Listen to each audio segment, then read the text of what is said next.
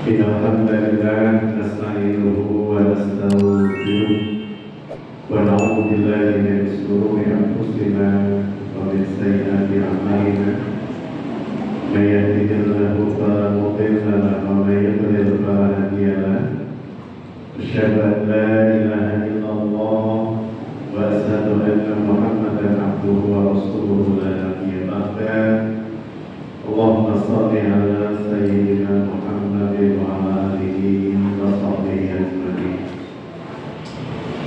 Amma ba'd. Alhamdulillah, para pendengar rahmati Allah.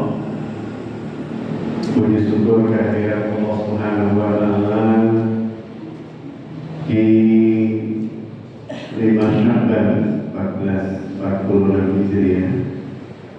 Kita dipersembahkan oleh Allah Subhanahu wa taala di majelis ilmu, majelis yang Rasulullah menyebutnya sebagai Raudhah min Riyadhil Jannah, majelis yang semoga menjadi saksi kagem panjenengan kula sami bahwa ini adalah bagian dari cara kita mencintai Allah dan Rasul-Nya. Salawat salam semoga senantiasa beristiqomah di qalbi wa qulubul lisan wa qalbil arkan Rasulullah sallallahu alaihi wa alihi wasallam, uswatuna wa qudwatuna yang kita senantiasa berharap dan berhajat kiranya kelak yaumil hisab kita mendapatkan bagian syafaatul ummah dari Rasulullah sallallahu alaihi wasallam di atas sisi Allah Subhanahu wa taala. Ini awal saya mengawali kajian di jam 8:30. Biasanya pun jam 9. Makanya kakinya sampai sini ditanya oleh bapak-bapak Ustaz, kok kakinya ada kaki awal? Biasanya jam 9. Karena satu dan lain hal kita awali di jam 8:30. Para pendengar rahmati Allah, memasuki bulan Sya'ban 1446 Hijriah adalah kesempatan yang diberikan oleh Allah Subhanahu wa taala kepada panjenengan kula sami untuk kemudian bisa menyambungkan persiapan dan kesiapannya dengan Sayyidus Shuhur, penghulu atau tuannya para bulan yang insyaallah segera akan kita masuki pintu gerbangnya atas izin Allah Subhanahu wa taala. Posisi Sya'ban ini memang posisi yang dalam tanda petik kurang menguntungkan. Tetapi di sisi lain, posisi Sya'ban ini menjadi istimewa bersebab dia diapit oleh 2 bulan yang Allah memuliakannya. Jadi Sya'ban ini kan bulan ke-8 dalam kalenderisasi Qamariyah. Jika dimulai dari Muharram, Safar, Rabiul Awal, Rabiul Akhir, Jumadil Awal, Jumadil Akhir, setelah itu kemudian kita ketemu Rajab, ketemu Sya'ban. Jadi Sya'ban ini bulan ke-8. Bulan ke-7-nya Rajab. Rajab biasa disebut dengan satu di antara arba'atul asyhurul hurum, satu di antara 4 bulan yang dimuliakan. Bulan ke-9 yang mengapit bagian berikutnya, jadi sebelum Sya'ban itu Rajab, disebut sebagai Asyhurul Hurum. Sebaliknya Ramadan yang disebut dengan Sayyidus Shuhur. Sayyidus Shuhur itu berarti tuannya para bulan. Sayyidus Shuhur itu berarti penghulu para bulan atau tuannya para bulan. Sehingga sekali lagi posisi Sya'ban ini diapit oleh 2 bulan mulia. Sama dengan begini, kalau hari Jumat itu tanggal merah, hari Ahad juga tanggal merah, maka Sabtu jadi gak dianggap. Tanggal birunya atau hitamnya nggak diaduk, diaduk merah sekalian. Biasa kita sebut dengan harfitnas, harfitnas ya. Sya'ban itu demikian pula. Sya'ban itu bulan yang tidak istimewa, tetapi dia diapit oleh 2 bulan yang istimewa. Diapit oleh bulan ke-7 namanya Rajab, dan diapit oleh bulan ke-9 namanya Ramadan, sehingga Sya'ban menjadi istimewa dan ini menjadi beraroma istimewa. Itu yang pertama. Yang kedua, para bunda yang dirahmati Allah, berkaitan dengan Sya'ban ini, Rasulullah SAW itu pernah dikomeni oleh seorang sahabat namanya Usama bin Zaid. Usama bin Zaid bin Harisah radhiyallahu anhu, cucu angkat Rasulullah SAW, yang para sahabat menyebutnya sebagai salah satu sahabat kinasihnya Kanjeng Nabi.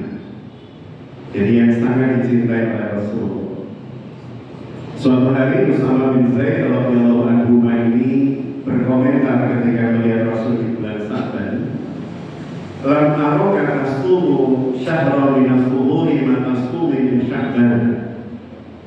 Ya Rasulullah, saya itu kok melihat panjenengan, lam araka, tidak saya melihat panjenengan tasumu syahra, berpuasa di sebuah bulan, min suhuri, di antara bulan-bulan, maka sumu min Sya'ban, sebagaimana panjenengan berpuasa di bulan Sya'ban.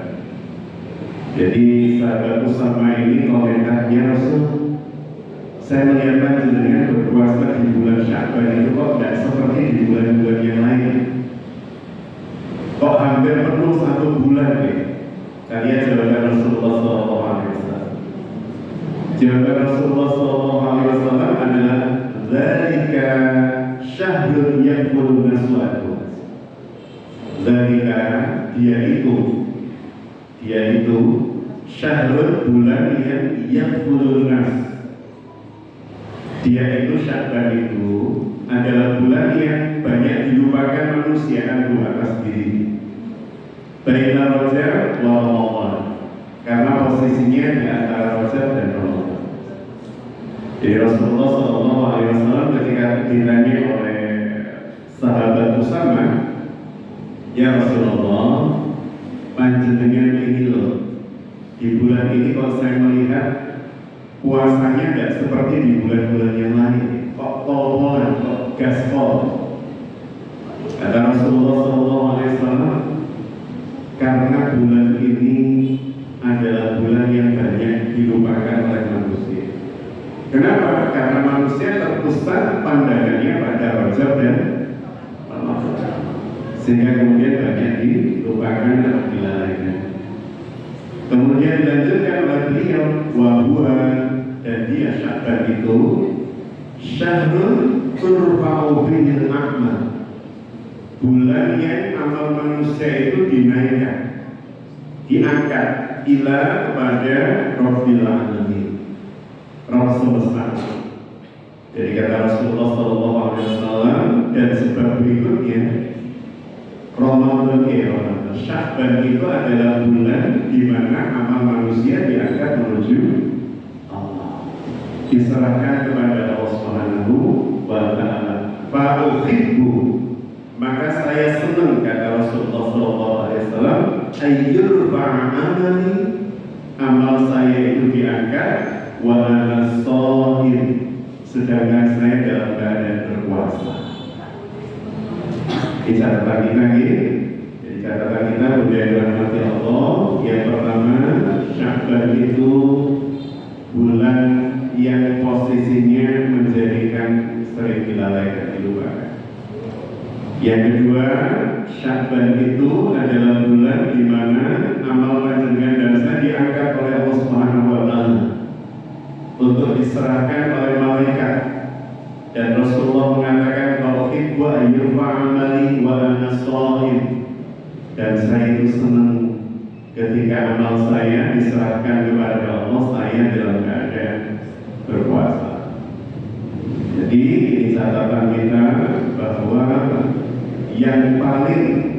melaksanakan ibadah di bulan Sya'ban adalah puasa.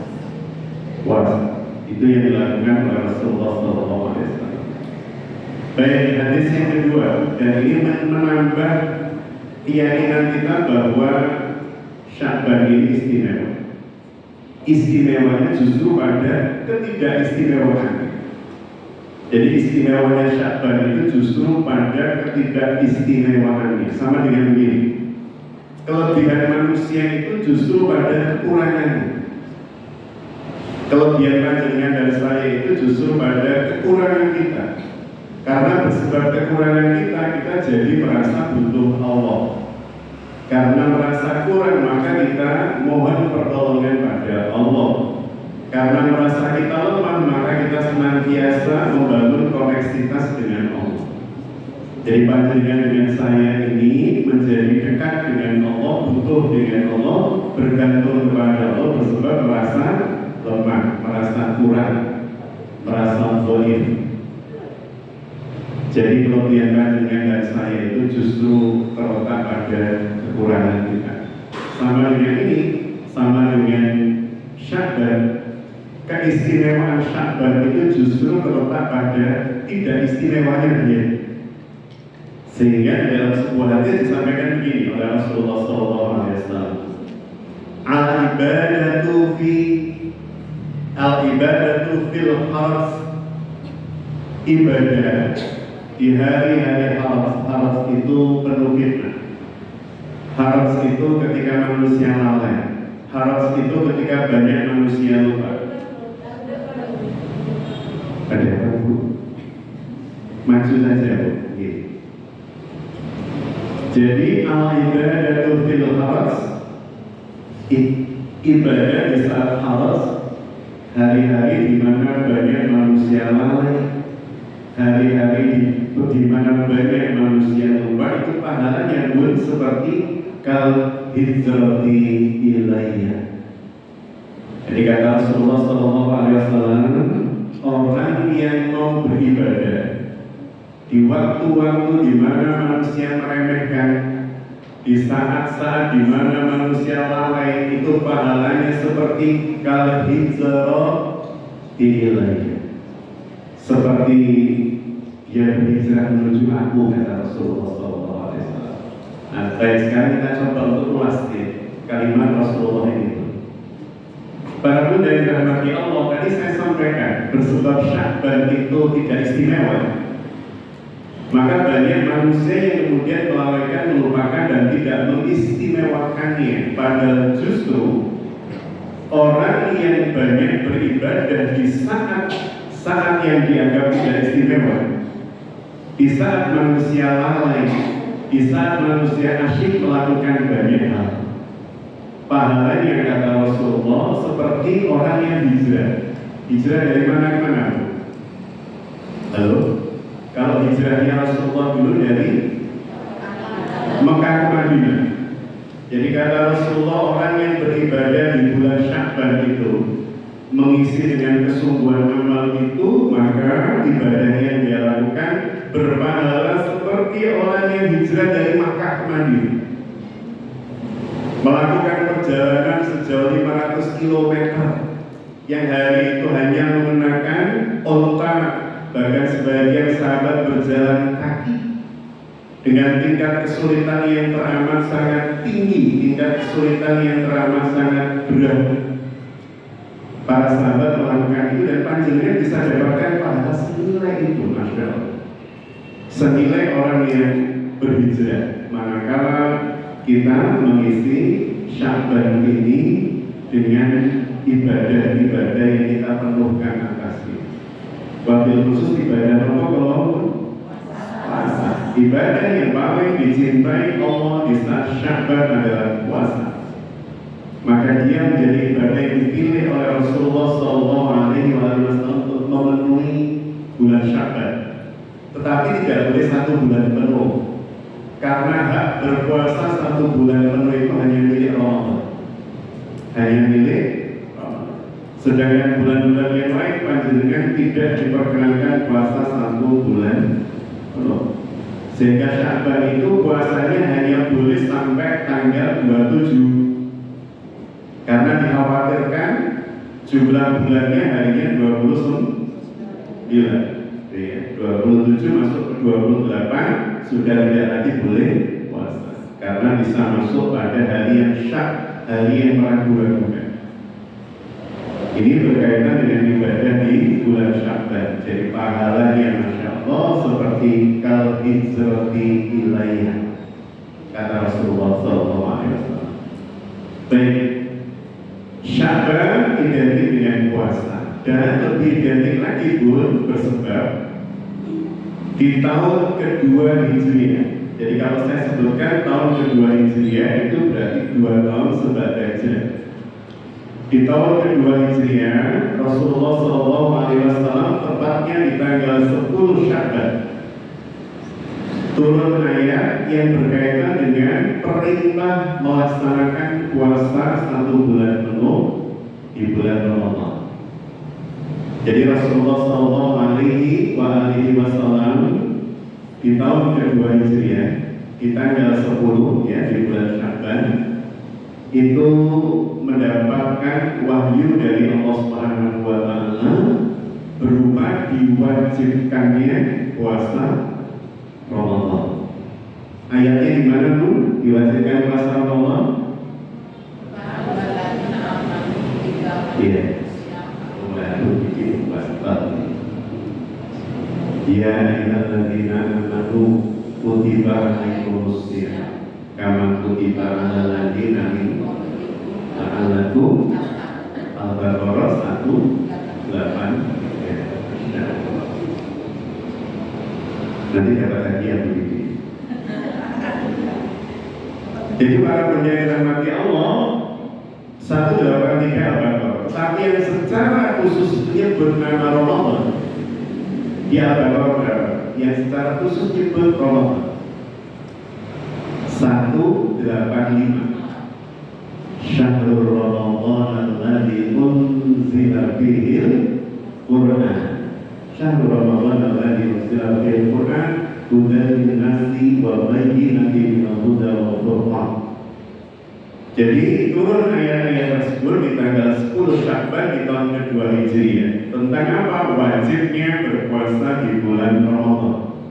Oh, berarti sepanjang hidupnya Rasulullah SAW itu sempat berpuasa Ramadan namun 9 kali.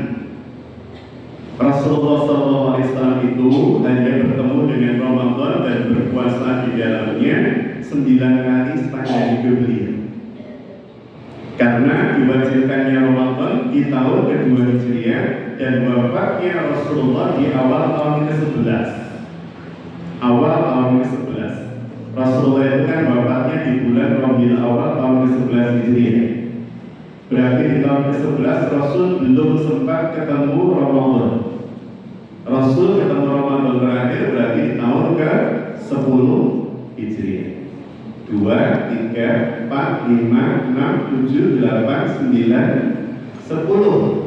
11-nya nggak ketemu karena Rasulullah wafat di bulan Rabiul Awal. Rabiul Awal itu bulan ke-3, Ramadan bulan ke-9. Berarti Rasulullah hanya sempat berpuasa Ramadan selama 9 kali seumur hidup. Kalau panjenengan bertemu dengan Ramadan, puasa di bulan Ramadan, mungkin sudah puluhan kali. Mungkin sudah ada yang 50 tahun bertemu dengan Ramadan dan puasa. Mungkin sudah ada yang 40 tahun, ada yang 30 tahun. Berarti panjenengan kan alumninya lebih kental dibandingkan Nabi. Alumni Ramadan ini. Karena panjenengan bisa 30 tahun sudah 30 kali, 40 kali, bahkan 50 kali ketemu Ramadan dan puasa 1 bulan penuh. Ada yang 60 kali puasa sebulan penuh. 60 kali itu berarti usianya ya 60 sekian, 70-an. Saya sebut 50 kali itu mungkin sudah ada yang 60 sekian. Jadi para pemuda yang dirahmati Allah, Rasulullah cuma 9 kali. Tapi kualitas Ramadannya Kanjeng Nabi, Masya Allah, para sahabat juga begitu. Kita ini veteran Ramadan yang berkali-kali. alumni Ramadan ini berkali-kali, expert Ramadan ini. Tapi kita tidak pernah tahu seberapa expert kita di hasil Ramadan ini. Makanya para bunda yang dirahmati Allah, Rasulullah SAW itu menyampaikan berkaitan dengan Ramadan itu. Ramadan itu bagi seorang mukmin wajib dipersiapkan dari mulai bulan-bulan sebelum. Sampai para ulama itu membantu secara khusus untuk memasuki Ramadan dari mulai bulan Rajab, yang kemudian menjadi syair-syair doa yang dibaca oleh anak-anak kita. Allahumma barik lana fi Rajab wa Sya'ban wa balighna. Allahumma barik lana fi Rajab. Ya Allah, berkahi Rajab saya ya Allah. Wa Sya'ban, dan berkahi Sya'ban kami ya Allah. Wa balighna Ramadan, dan sampaikan kami memasuki Ramadan. Artinya bagi seorang muslim dan mukmin persiapan Ramadan mereka tidak bisa dadak. Ramadan itu wajib dipersiapkan bahkan mulai bulan Rajab. Sehingga Rasulullah menyebutkan Rajab itu waktu menanam, Sya'ban itu waktu menyiangi, menyirami, memupuk. Ramadan itu waktu panennya. Jadi Ramadan itu memang kita harapkan menjadi waktu panen raya kita. Tapi kita nggak akan bisa panen kalau tidak nanam apapun. Nanamnya bulan apa pun? Rajab. Dan benih yang sudah kita tanam tidak akan tumbuh dengan baik, seger, indah kalau kita tidak rawat, nyirami, mupuki di bulan apa pun? Sya'ban. Maka Ramadan kita tinggal panennya, mulai. Karena Ramadan adalah hari, adalah bulan, adalah saat di mana pahala oleh Allah diobrol, kebaikan oleh Allah Subhanahu wa Ta'ala dilipat ganda. Dan panjenengan tidak bisa kemudian menakar karakter pribadi seseorang dengan membandingkannya di saat Ramadan. Maksud dalamnya, wah jenengan ini berarti Ramadan tidak jadi, Ramadannya tidak berhasil. Buktinya sebagai Ramadan sholat malamnya tidak lagi 11 atau 23 rakaat, 8 rakaat plus 3 witir atau 20 rakaat plus 3 witir. Padahal sepanjang Ramadan panjenengan saya bisa qiyamul lail 11 atau 23 rakaat tiap malam. Masuk Syawal jadi hilang, tinggal 2 plus 1, 2 qiyamul lail dan 1 witir, misal begitu, atau 4-3 atau 2-3 dan seterusnya. Oh berarti jenengan gagal. Dan bisa begitu. Kenapa tidak bisa dibandingkan seperti itu? Karena itu perbandingannya kalau dalam bahasa panjenengan bukan apple to apple. Jadi Ramadan itu bulan yang tidak bisa disebandingkan dengan bulan apapun. Kenapa? Karena ketika panjenengan beribadah di bulan Ramadan, itu kan ibadahnya yang pertama sifatnya kolosal, masif. Seluruh kaum muslimin di berbagai belahan bumi melakukan ibadah yang sama. Ibadah yang sifatnya kolosal dan masif itu pasti akan memudahkan panjenengan dan saya melakukan kebaikan. Justru kalau kemudian kita tidak berpuasa di bulan Ramadan, rasanya tidak nyaman, you know what? Justru kalau kemudian sebada tarawih kita, sebada isya kita langsung pulang tidak sholat tarawih, pasti tidak nyaman. Artinya memang Ramadan tidak bisa disebandingkan dengan bulan apapun, karena hari itu energi kebaikan itu berlimpah ruah. Orang melakukan ibadah secara kolosal, masif, bersama-sama. Itu yang kemudian menguatkan golongan dengan sami dan memudahkan kita untuk melakukan ibadah dalam intensitas yang sangat luar biasa. Sama dengan begini loh, ketika panjenengan umroh atau haji, kira-kira dibanding pada saat jenengan umroh dengan pada saat kita di Indonesia, itu lebih banyak ibadahnya saat apa? Umroh atau haji pasti. Umroh atau haji itu kan waktu kita cuma nunggu dari satu adzan ke adzan berikutnya. Adzan, sholat, balik ke hotel. Adzan lagi sholat, baca Quran, balik ke penginapan lagi. Adzan lagi waktu cuma sholat, baca Quran, pikir, makan. Situ cuma itu saja. Beda ketika kemudian kita di rumah, jadi nggak bisa disebandingkan. Kenapa? Karena di sana orientasi kita pure ibadah, tidak diganggu oleh hal yang lain. Pada saat kita di rumah lalu ibadah, tiba-tiba token listrik kita berbunyi, tidak ada, baru ibadah, tiba-tiba kemudian ada tamu datang menyampaikan kalau belum bisa bayar utang, dan itu yang 5 kali disampaikan. Artinya apa? Berbeda ketika kita berada di tanah air dengan di tanah suci. Di sana pure ya kita ini, sehingga tidak bisa disebandingkan dengan pada saat kita di tanah air. Demikian pula dengan roh. Nah, kita kembali pada Sya'ban tadi.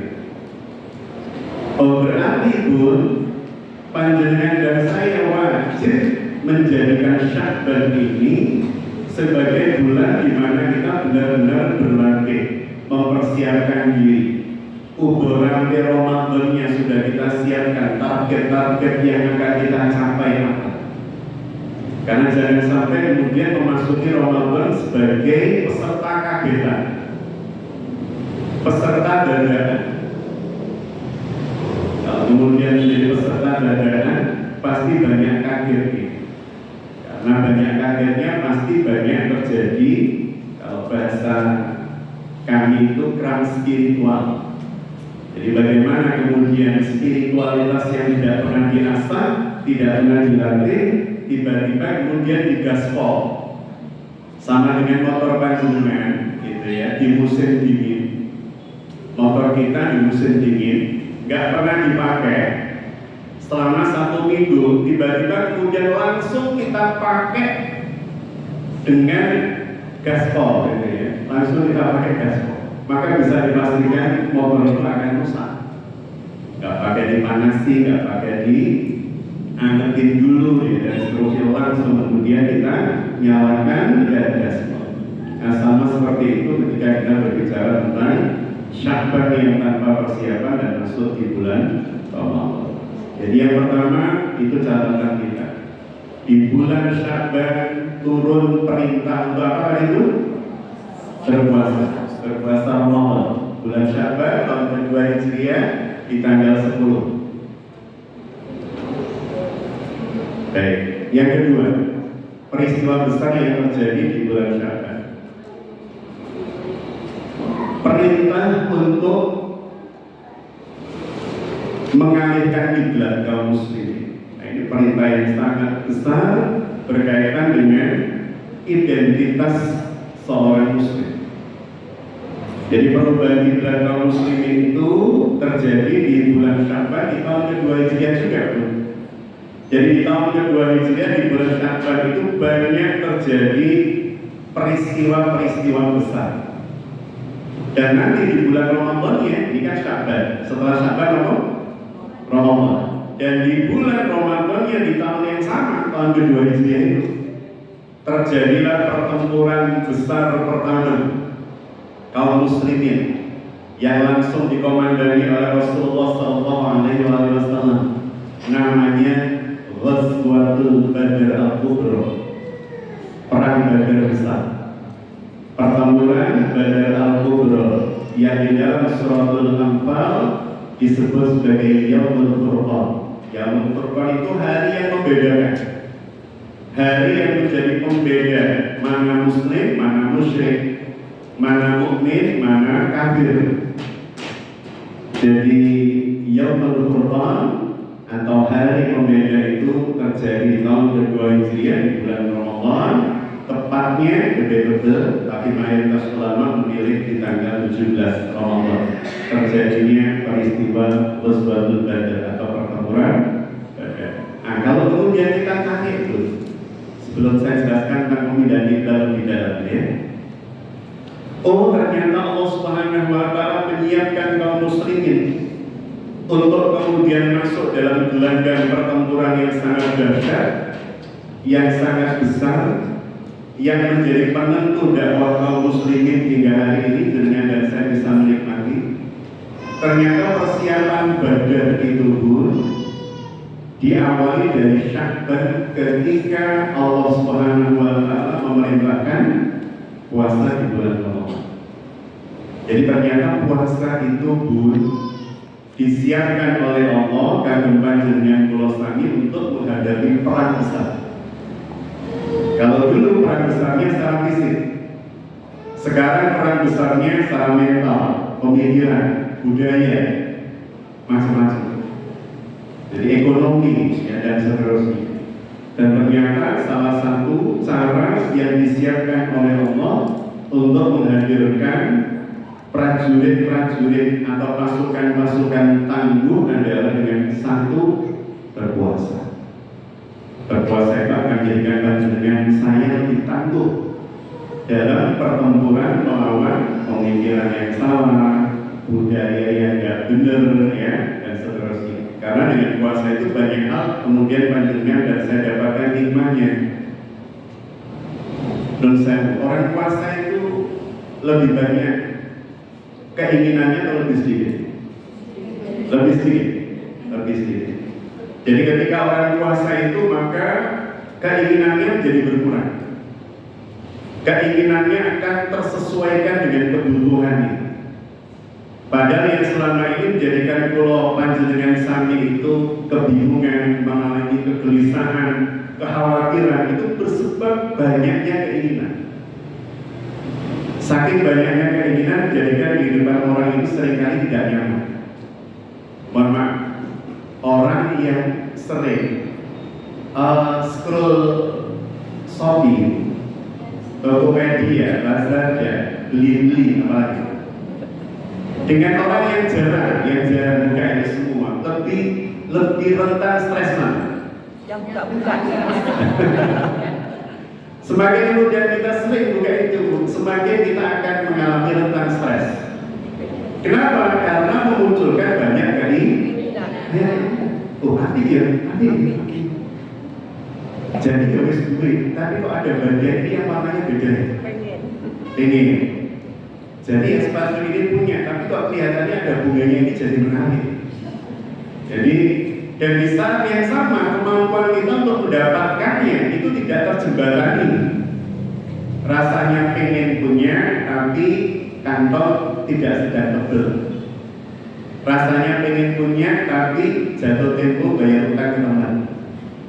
Rasanya pengen punya, tapi tapinya banyak, sehingga kemudian menjadikan tidak nyaman, kekhawatiran, ketertekanan, dan seperti puasa itu mengurangi itu semua. Tidak tahu kalau kemudian puasa hari ini, kalau puasa di zaman panjenengan masih kecil, itu rasa-rasanya gangguan-gangguan seperti itu sangat minimal. Masalahnya begini, digitalisasi informasi atau perkembangan digital hari ini masya luar biasa. Sehingga kemudian menjadikan orang sering kali mengalami depresi di saat sejatinya atau seharusnya dia mendapatkan ketenangan. Jadi harusnya di sebuah tempat tersebut dia mendapat ketenangan, tapi justru kemudian mendapatkan ketertekanan. Saya contohkan yang tadi. Pada saat orang tawaf, saya sering merasakan bahwa tawaf itu adalah bagian dari cara Allah untuk memperlihatkan kepada kita tentang seperti inilah kehidupan manusia. Seperti inilah manusia. Jadi tawaf itu kan kita memutari Baitullah berapa kali? 7 kali. Seakan-akan itu adalah siklus kehidupan manusia dalam 1 minggu. 7 hari. Dari satu titik kembali pada titik yang sama. Siklus keseharian panjenengan itu kalau dilihat dengan menggunakan helikopter, kita naik heli, kemudian kita di atas kota Kediri, Maka kita akan melihat pada saat pagi hari seakan-akan kalau manusia itu dari jauh seperti semut, seakan-akan semut keluar dari sarang. Ketika nanti jam 4-5 sore, seakan-akan kemudian semut kembali lagi dalam sarang. Siklus itu kemudian terjadi pada panjenengan dan saya selama kurang lebih 1 minggu, 7 hari. Dan dalam 7 hari ini pun, koneksitas panjenengan dan saya terhadap Allah itu kan putus sambung. Gitu boleh? Kira-kira koneksitas panjenengan dengan Allah itu selalu sambung atau putus sambung? Alhamdulillah jika sering nyambungnya dibanding putusnya. Dan innalillahi jika sering putusnya dibanding nyambung. Semoga lebih sering nyambung dibanding putus. Nah pada saat orang tawaf itu kan begitu. Orang tawaf itu memutari Baitullah. Lintasan orang tawaf itu apa bisa persis melingkar penuh begini, lingkaran sempurna, atau lingkarnya penyok-penyok, kadang dekat Baitullah, kadang jauh, kadang dekat, kadang jauh. Kira-kira sempurna lingkaran atau tidak sempurna? Tidak sempurna. Kadang ditenggor orang, kemudian dia lebih dekat Baitullah. Kadang ditenggor orang yang lain dia jauh dari Baitullah. Kemudian kita memantas diri lagi pada jalur yang tepat dan seterusnya kita muter. Seakan-akan seperti itulah kehidupan kita dalam 1 minggu. Kadang dekat dengan Allah, kadang kemudian merasa jauh, kita berusaha dekat lagi dan seperti satu. Yang kedua, ketika orang tawaf itu kan diawali dengan istilah kepada Hajar Aswad, startnya. Pada awalnya sunahnya mencium Hajar Aswad, tapi kan sulit, ribet dan sangat mengkhawatirkan untuk keselamatan. Kalau tidak bisa mencium, menyentuh, mengusap. Kalau tidak bisa mengusap, memberi salam dengan isyarat. Bismillahirrahmanirrahim. Cukup dengan tangan kanan, kemudian kita kecup tangannya tanpa disebut. Wah, pakai begini. Itu pasti jamaah yang handle. Jadi cukup ya. Sebagai itu kemudian kita bergerak, berlawan arah jarum jam. Dan yang menarik, ketika kemudian kita bergerak memutari Baitullah, itu ada orang-orang yang pengennya menyentuh Ka'bah, pengennya menyentuh Hajar Aswad. Mohon maaf bunda, mungkin nggak panjenengan dan saya ketika di Matoh itu tempat orang pengen nyentuh Ka'bah, mungkin nggak? Bahkan mungkin pasti pengen nyentuh Ka'bah. Dan itu manusiawi. Tak dalam rangka mengkultuskan Ka'bahnya, tidak. Panjenengan kalau di Monas saja pengen nyentuh Monas, gimana? Kalau kemudian kita melihat pemakaiannya, kita juga ingin itu artinya itu hanya lumrah. Tetapi ketika kemudian yang terjadi orang mengkultuskan ini, mentakdiskan Ka'bahnya, ini jadi masalah. Dia menjadikan Ka'bah itu sebagai Tuhan tandingan Allah. Apa yang dia lakukan? Dia ingin menyentuh Ka'bah tidak dalam keadaan sedang tawaf, langsung nyelonong dari ujung pinggiran Matoh langsung ke tengah jalan. Potong orang yang sedang ganggu apa betul? Sangat. Sambil ikut, sambil dorong, pokoknya yang penting saya bisa nyentuh. Padahal nyentuh Ka'bah hukumnya yang sunnah itu nyentuh Hajar Aswad. Kalau nyentuh Ka'bah hukumnya ubah. Boleh dilakukan, boleh tidak. Yang sunnah itu menyentuh Hajar Aswad itu pun ketika tawaf. Ketika tawaf sunnahnya gitu ya. Jadi dia melakukan sesuatu yang ubah dengan cara yang haram. Dia sikut orang lain, dia dorong orang lain dan seterusnya. Ada orang yang kemudian seperti baliknya juga potong jalan. Ini orang yang mendolimi orang lain. Dalam rangka apa? Memenuhi keinginan. Ternyata pentingnya puasa dalam konsep pengendalian diri itu dalam banyak hal pun. Bahkan di tempat tawaf seperti itu tadi. Dan hari ini yang paling bikin kita itu sedih, bahkan so pedih, bukan sedih, so pedih. Itu ketika di Matoh atau tempat tawaf, orang bukan hanya ingin untuk memenuhi keinginan yang menyentuh Ka'bah, menyentuh kiswahnya dan seterusnya dengan cara seperti tadi itu. Yang kedua, orang sibuk untuk mengambil gambar dirinya pada saat tawaf dan mereka berhenti. Selfie. Jadi sepanjang tawaf itu banyak handphone yang naik berdiri. Selfie depan Baitullah. Dan itu menyulitkan orang yang tawaf, menyulitkan orang yang sedang beribadah. Pertanyaannya, boleh nggak kita foto di depan Ka'bah? Boleh, mubah hukumnya, tapi jika dilakukan tidak mengganggu orang yang sedang beribadah. Jadi mau Quran, baca Quran.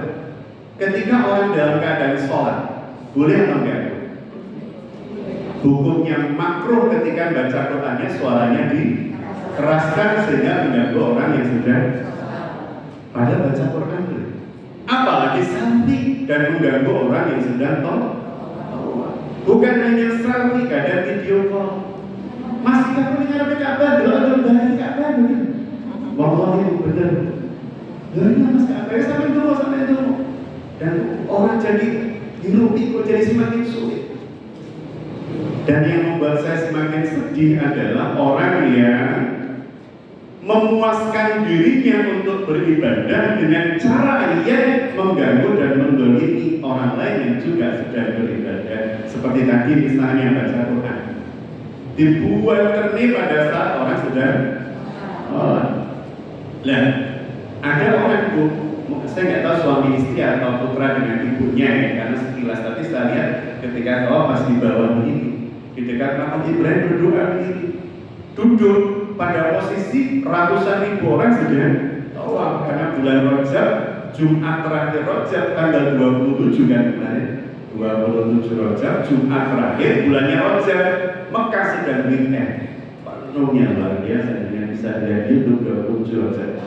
Jadi penuhnya luar biasa, orang dengan santainya berdoa sambil duduk dekat makam Ibrahim, sehingga orang mau lewat ketika tawaf jadi semakin sulit. Karena saya lihat sayangnya orang Indonesia, saya sampaikan, mohon maaf Pak, kalau seperti ini justru dengan mendolimi banyak orang. Jadi pengennya berdoa nikmat, pasti nikmat orang berdoa di makam, tetapi menikmati sesuatu yang menjadikan orang lain terganggu, terdolimi, terhalangi, itu kenikmatan yang memunculkan dosa. Jadi para bunda yang dirahmati Allah, maka kita belajar dari bulan Sya'ban. Yang salah satu di bulan Sya'ban yang Allah Subhanahu wa Ta'ala tetapkan sebagai peristiwa penting adalah perubahan arah kiblat. Untuk kemudian kita nanti akan kaitkan dengan apa-apa yang terjadi di hari ini. Kiblat panjenengan dan saya hari ini seperti apa? Kiblat kita dalam kehidupan seperti apa? Seperti tadi orang tawaf ini, poros putarannya Baitullah. Panjenengan dan saya hidup dalam 7 hari 1 minggu, itu poros putaran kehidupan kita harusnya Allah. Karena wa ma khalaqtul jinna wal insa illa liya'budun. Dan tidaklah panjenengan dan saya ini dicipta oleh Allah kecuali dalam rangka ibadah.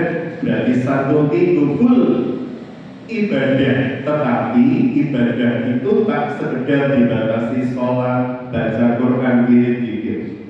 Jenengan bekerja ibadah pun, jenengan masa ibadah pun, ibadah kalau krono.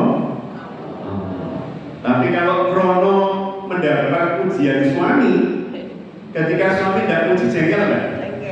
Jengkel, karena yang kita kejar pujian suami gitu kan. Ketika suami bilang masa kok gak merosoni, apa yang muncul?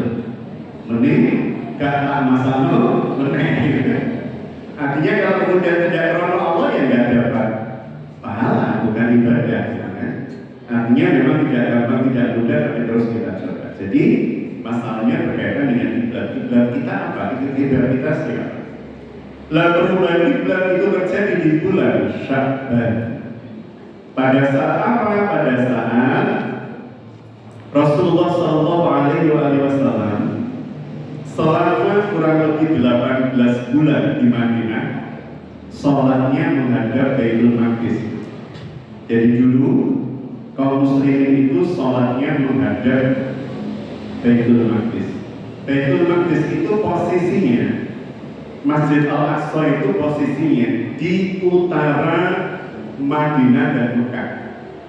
Jadi saya mengilustrasikannya begini.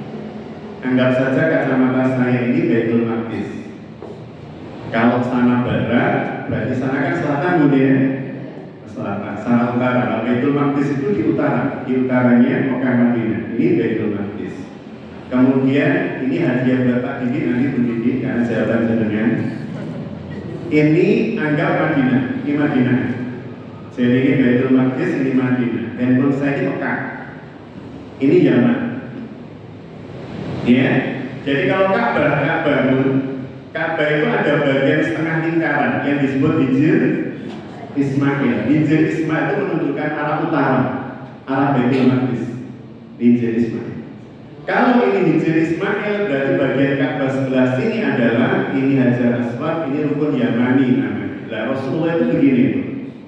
Ketika beliau ada di Mekah, sholatnya kan menghadap Baitul Maqdis, menghadap Al-Aqsa utara. Beliau itu sholatnya selalu di sini. Ini misalnya Ka'bah ya, Baitul Maqdis. Rasul itu sholatnya selalu di sini. Rasul itu selalu menempatkan Ka'bah itu antara beliau dengan Al-Aqsa. Apakah kalau beliau di sini sholat boleh menghadap ke sana? Halo? Boleh. Waktu itu kiblatnya Al-Aqsa. Ka'bahnya di sini. Beliau sholatnya di sini, ngadep ke Al-Aqsa kan boleh. Tapi beliau sholat yang ketika di Mekah itu selalu di antara Hajar Aswad dan Rukun Yamani di sini. Kalau ini Ka'bah ya, beliau sholatnya selalu di sini. Di sini ada yang Islam. Beliau meletakkan Ka'bah itu antara beliau dengan Al-Aqsa. Tetapi itu kan ketika di Mekah. Tetapi ketika beliau di Madinah sini itu, Mekahnya kan di sini. Baitul Maqdisnya di sini Al-Aqsa-nya ketika beliau di Madinah. Berarti ketika beliau di Madinah sholat menghadap Baitul Maqdis Al-Aqsa, berarti membelakangi Ka'bah. Membelakangi Ka'bah, dan itu yang beliau gelisah. Berkali-kali beliau itu mulai ke atas lagi. Seakan-akan ingin bilang sama Allah gitu ya, ya Allah kok saya nggak nyaman ya Allah ya. Tapi cuma hati beliau, dia nggak pernah bilang sama Allah, oh ini perintah Allah kalau disuruh menghadap Baitul Maqdis. Tapi hati beliau itu gelisah, kesal. Ya Allah saya itu menghadap Baitul Maqdis, tapi Baitmu, Baitul Haram, Ka'bah kok di belakang saya. Beliau nggak nyaman, dan itu terjadi selama 18 bulan, 17 bulan lebih di Madinah. Sampai kemudian Allah Subhanahu wa Ta'ala menurunkan firman-Nya di Al-Baqarah 144 itu. Allah Subhanahu wa Ta'ala menurunkan firman-Nya di Al-Baqarah 144 ayat yang mengkonfirmasi tentang pemindahan Allah ini.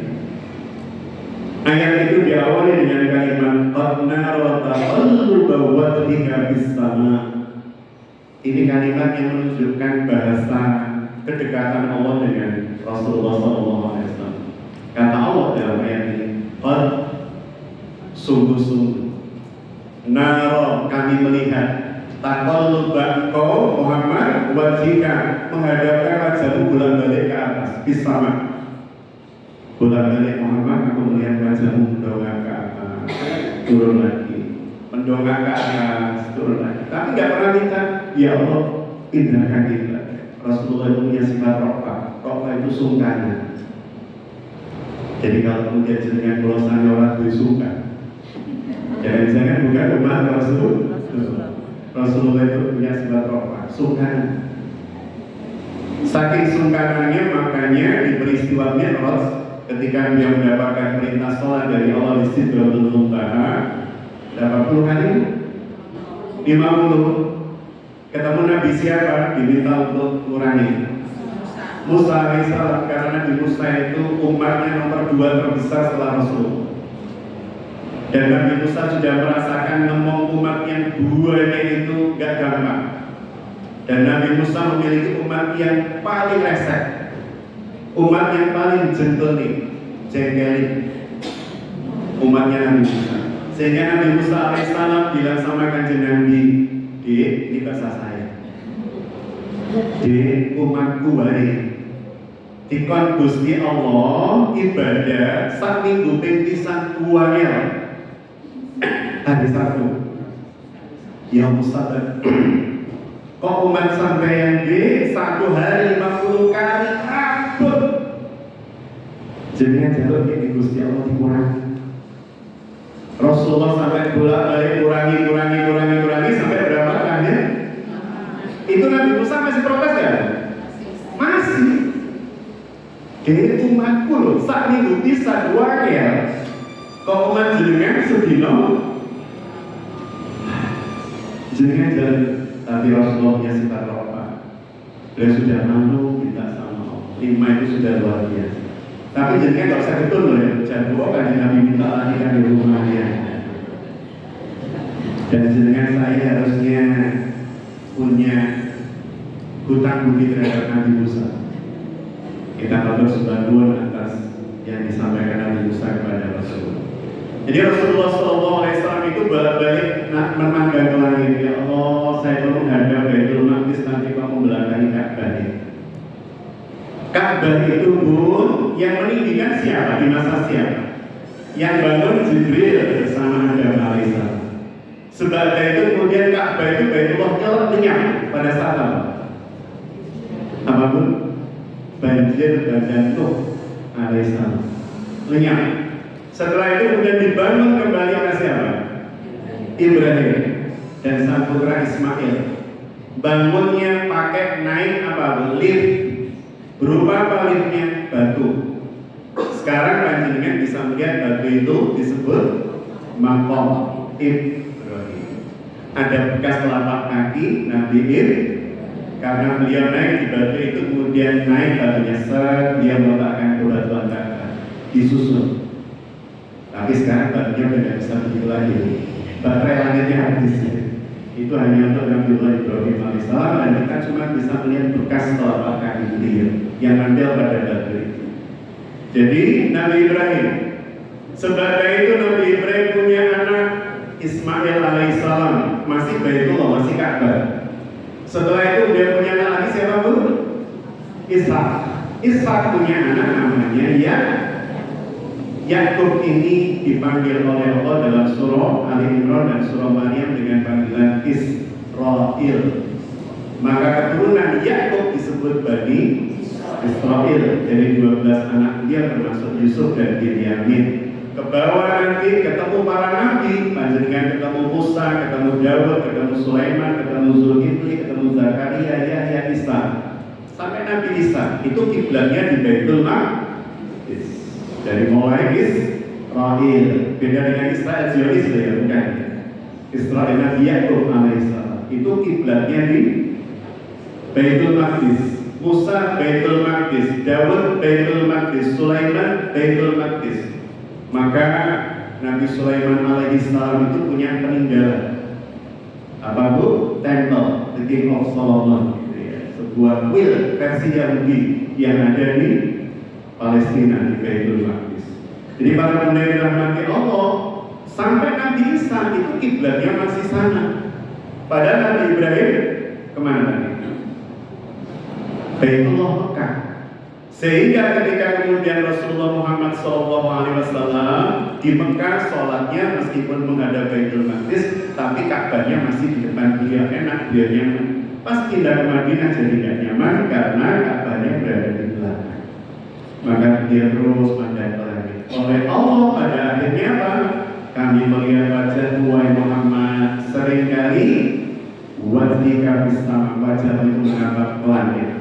Taqallub dari kata qalbun inqalaba berbolak-balik puas ke langit, tapi orang wani ngomong saking sungkannya beliau kepada Rabbana. Walan waliyan naka qiblan tardaha. Untuk apa? Kata Allah, maka setelah aku melihatmu Muhammad bolak-balik menatap langit, maka sejak hari ini aku palingkan kiblatmu. Falan waliyan, maka aku palingkan engkau kiblatmu tardoha, sebagaimana yang engkau ridho, yang kau suka. Maka Muhammad sejak hari ini aku pindahkan kiblat sebagaimana yang kau suka. Maka kemudian Allah mengembalikan kiblat kaum muslimin sebagaimana Ibrahim alaihissalam.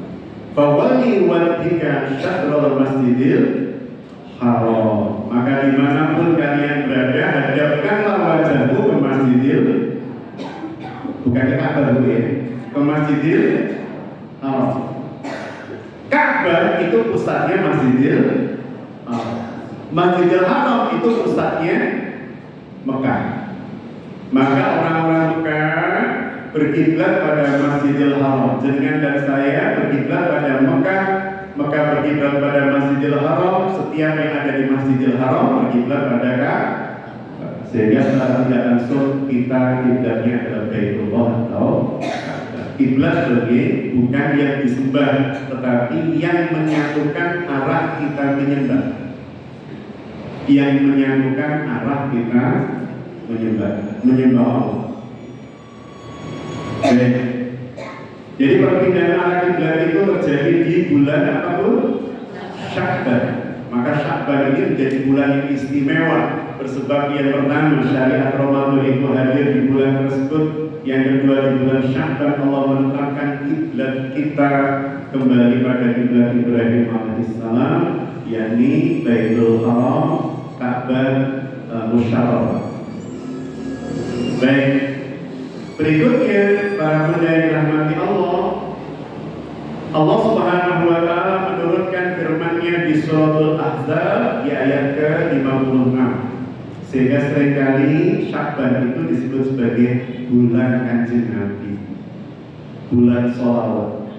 Kenapa? Karena di bulan inilah Allah Subhanahu wa taala menurunkan firman-Nya di suratul Ahzab ayat 56. Dan saya ukur, kira-kira Allah itu sholat atau bukan?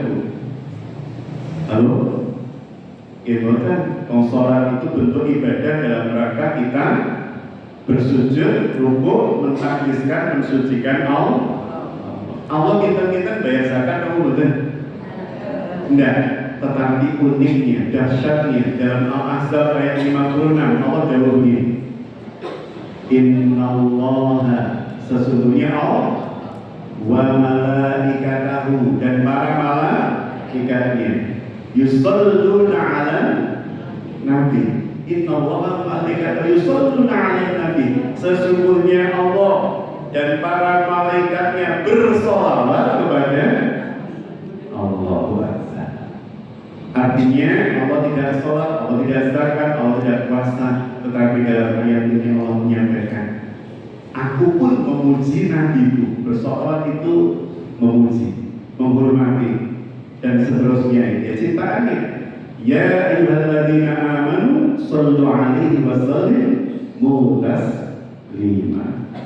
Jadi dalam surah Al-Ahzab 56 ini Allah Subhanahu wa taala menyampaikan, sesungguhnya aku, para malaikatku semuanya bersolawat kepada Nabi, menghormati Nabi yang aku ciptakan, dan aku kagumi ciptaanku ini. Mungkin tidak pun panjenengan mengagumi buatan panjenengan sendiri. Mungkin pernah nggak jenengan ngelem sayur asem produk jenengan? Enak sambal mama deh. Enak sambal baca imam ayah. Kata suami, biasa. Jadi Allah itu mengagumi ciptaannya. Siapa ciptaan yang Allah kagumi? Rasulullah sallallahu alaihi wasallam. Sehingga dalam surah Al-Qalam ayat 4 itu Allah muji dengan kalimat wa innaka la'ala khuluqin amin. Dan sungguh di dalam diri wahai Muhammad terdapat akhlak yang teramat sangat indah, elok, mulia. Allah mengagumi ciptaannya karena saking dasarnya Rasulullah sallallahu alaihi wasallam di dalam akhlaknya. Maka pun di bulan Sya'ban ini perbanyaklah maos sholawat kepada Rasulullah SAW. Baca sholawat sebanyak mungkin. Sholawat paling tidak sholawat yang terpendek misalnya Allahumma sholli ala Muhammad wa ala ali Muhammad. Mau sholawat yang lebih panjang monggo. Artinya apa? Ketika kemudian kita berbicara tentang sholawat, inilah bulan di mana turun ayat Allah dan malaikatnya bersolawat atas Nabi. Sehingga kadang belum panjangnya sangat perbaiki. Baca sholawat 1000 kali Ustaz, kalau lebih monggo. 10.000 kali kalau bisa monggo. Ya kalau bisa lebih monggo, dan seterusnya. Sebagai yang kita mampu tanpa ada batasan jumlah atau hitungannya sampai panjenengan tertidur. Alhamdulillah Ustaz, kemarin bahkan sebelum baca sholawat saya udah tidur. Itu berarti orang belum tidur. Jadi itu al-azhar 50. Tapi waktunya sudah 1 jam. Jadi dari sini dulu ada yang mau disampaikan, ditanyakan, ditambahkan, boleh, monggo. Oh, ada yang pun dari belakang. Oh, belum, monggo. Tadi dijelaskan puasa tidak boleh. Assalamualaikum warahmatullahi wabarakatuh. Tadi diutamakan untuk berpuasa. Gimana kalau sudah berpuasa selang-seling itu gimana hukumnya Ustaz? Jadi ada seorang sahabat dunia namanya Abdullah bin Amr bin As radhiyallahu anhu. Beliau ini ketika masih mudanya merasa bisa melakukan ibadah semaksimal mungkin. Sampai kemudian mengajukan kepada Rasulullah, Rasulullah, boleh nggak saya puasa terus-menerus? Ya Rasulullah, boleh nggak saya tabatul, saya membujang, saya tidak menikah. Kata Rasulullah, karena bagi dia seandainya saya menikah nanti mau ibadah diganggu istri. Nanti kalau saya menikah ibadah saya tidak bisa totalitas karena istri dan seterusnya. Maka Rasulullah SAW mengatakan, an-nikahu sunnati. Faman raghiba sunnati falaysa minni. Nikah itu sunnah saya.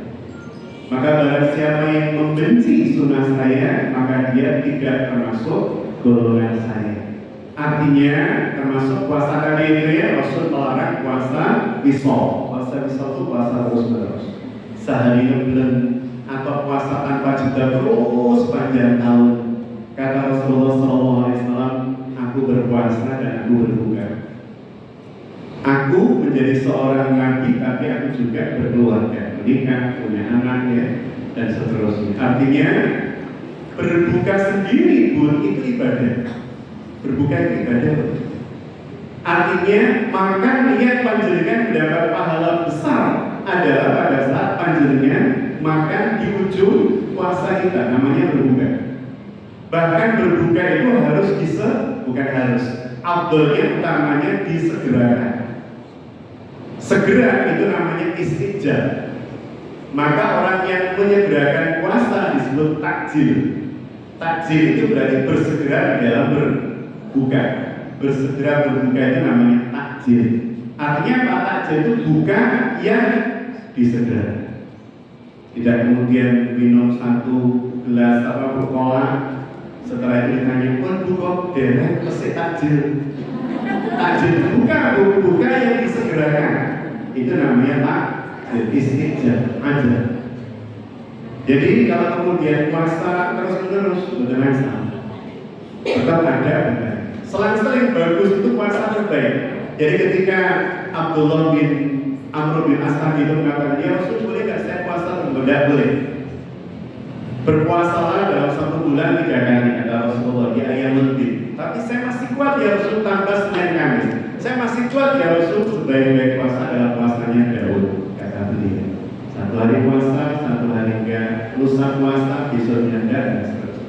Itu sebaik-baik puasa. Karena dulu,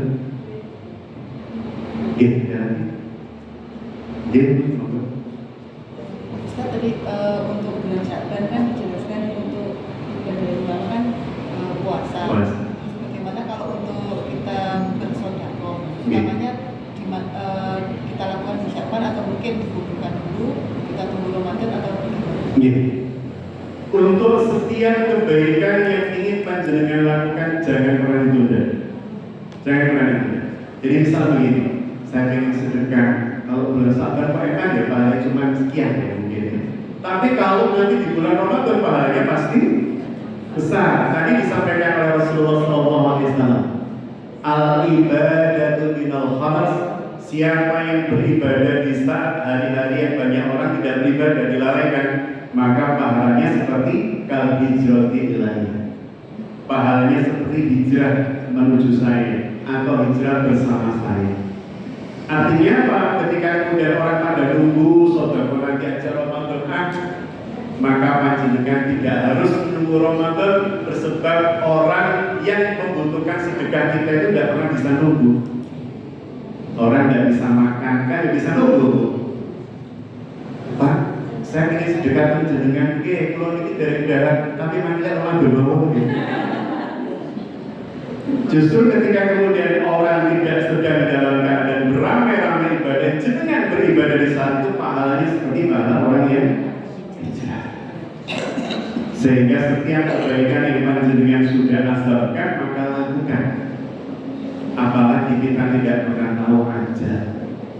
Sehingga bagi kita, bagi saya, bagi panjenengan, mengingat ajal itu tidak dalam rangka menjadikan kita sedih dan seterusnya, tapi justru menjadikan kita menyegerakan kebaikan-kebaikan yang sudah kita azamkan, yang sudah kita niatkan. Jangan pernah diundur, jangan pernah ditunda, karena setiap kebaikan yang sudah kita azamkan, jika kita eksekusi dengan tindakan, maka kita akan mendapatkan pahala yang berlimpah. Apalagi di saat harus ini di bulan-bulan yang dianggapkan seperti Sya'ban. Itu begini, ada sebutan ngatakan Musa merantos Ramadan, jangan lakukan hal ini. Kalau misalnya ingin berbagi sekarang dengan bunda-bunda yang lain, masing-masing dapat emas 2 gram, lakukan. Ada yang lain, Bu? Sambut.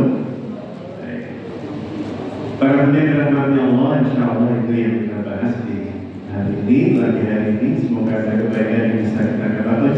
Satu lagi sebagai tambahan, di bulan Sya'ban itu, Bu, kata Rasulullah SAW, ada satu hari yang istimewa, di mana Allah Subhanahu wa Ta'ala mengampuni dosa-dosa hambanya. Demikian hadisnya, tetapi beberapa ulama yang muktabar, yang masyhur, seperti misalnya Ibnu Hajar Al-Haythami menyebutkan bahwa hadisnya sahih berkaitan dengan malam nisf Sya'ban. Nisf itu separuh. Sya'ban itu yang bulan Sya'ban, berarti di tanggal 15 Sya'ban itu hari istimewa. Panjenengan bisa mengisinya dengan sebaik mungkin amal, tanpa membuat amalan-amalan khusus yang jenengan merasa ini lebih baik. Jadi kan boleh beramal dengan apapun, baca Quran sebanyak mungkin, sedekah sebanyak mungkin, dan seterusnya. Maka ini menjadi amalan yang disukai oleh para alim, termasuk Ibnu Ishaq Ar-Rahawai, salah satu perawi hadis yang masyhur di masa Imam Ahmad bin Hanbal.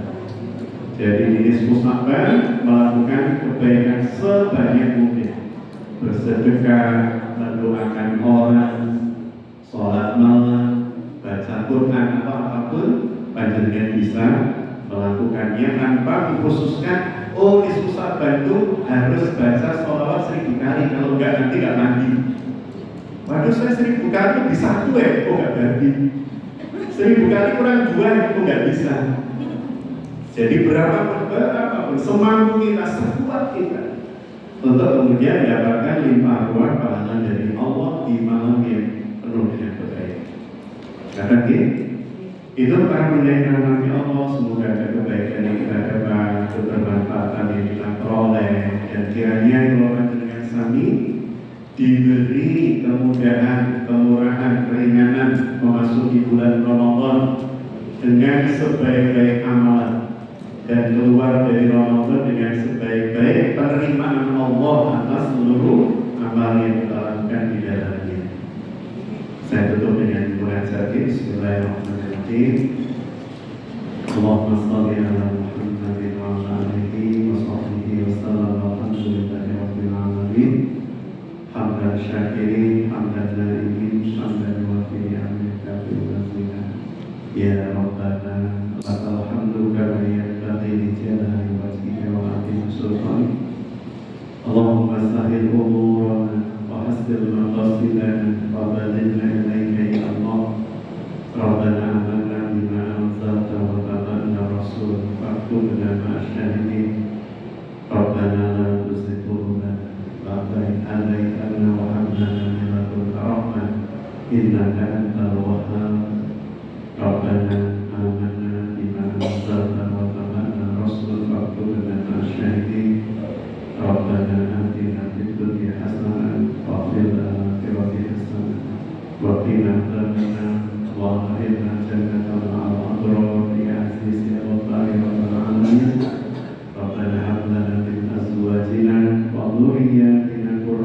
alamin waj'alna minal muttaqina imama.